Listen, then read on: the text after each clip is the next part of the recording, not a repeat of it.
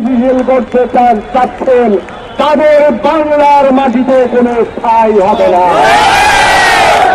তাদেরকে আমরা আজকের থেকে এই সমাবেশ থেকে ঘোষণা দিতে চাই, আজকের পরে ফ্যাসিস্টের দূষণদের যেখানে পাওয়া যাবে তাদেরকে ধরে এনে আমাদের আওতায় সুপর্দ করবে।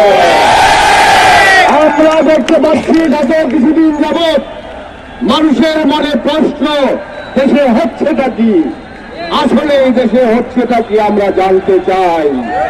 আপনারা যারা প্রতিভা সরকার, আপনাদেরকে হুঁশিয়ার করে বলে দিতে চাই, আর একটি উস্কানিমূলক বক্তব্য রাখবেন না, ভিডিও বার্তা দেবেন না, কোথাও ইস্কনের নামে ষড়যন্ত্রের ব্যবস্থা করবেন না, তাহলে আপনাদের পরিণতি আপনাদের